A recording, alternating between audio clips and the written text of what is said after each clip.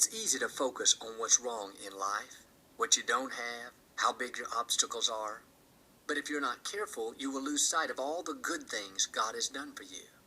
Don't take for granted the family, friends, and opportunities He's blessed you with.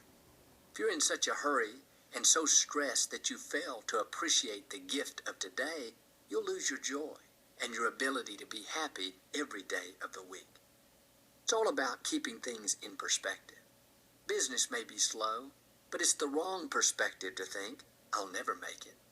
The right perspective is, God is supplying all of my needs.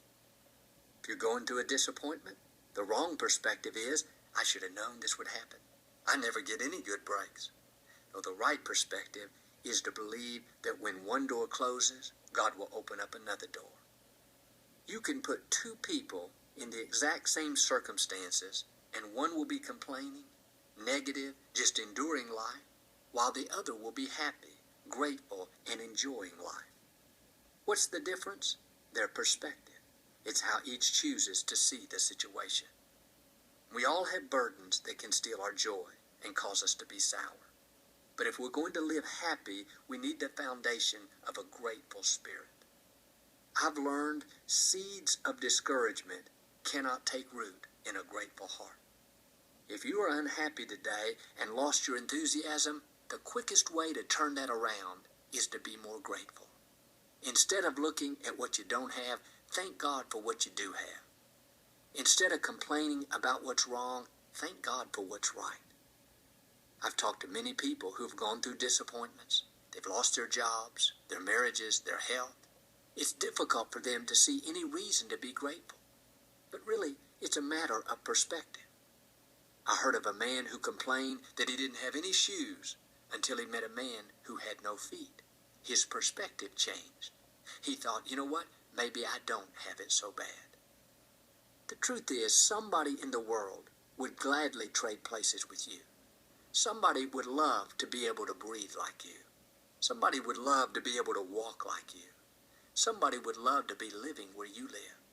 Have you thanked God lately for your family, your friends, your health, the opportunities He's given you?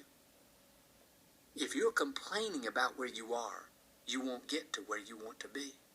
If you're complaining about what you have, I believe God will not increase you with more. Complaining about an old car, a small house, a spouse won't get you anywhere. I like this phrase, if you complain, you will remain. But if you praise, you'll be raised. To keep your life in perspective, try making a list of all the things you're grateful for. Write down 10 things God has blessed you with. Put that list on your bathroom mirror. Every morning, read over that list 2 or 3 times. Do the same every night before you go to bed. Meditate on the good things God has done. Write down the times God showed up at that midnight hour and made a way where there was no way. Write down the time He protected you from that accident, the time He had you at the right place at the right time and you were promoted, the time the medical report said you wouldn't make it, but suddenly your health turned around. Write down the fact that you have healthy children, a roof over your head, and a loving spouse. When you meditate on the goodness of God, it will help you to have the right perspective and to release your faith. When your faith is released, God's power is activated. You will see Him show up and give you something else to put on your list. A middle-aged man named Nicholas was very down and discouraged, so he went to his minister. Nothing in my life is going right, he said. I have no reason to be excited, no reason to be thankful. The minister said, all right, let's do a little exercise. He took out a legal pad and drew a line right down the middle. Let's list all of your assets on this side, all the things that are right in your life. On the other side, we'll list all of your challenges, all the things that are bothering you. Nicholas laughed. I have nothing on my asset side. That's fine. Let's just go through the exercise, the minister said, adding, I'm so sorry to hear that your wife passed away.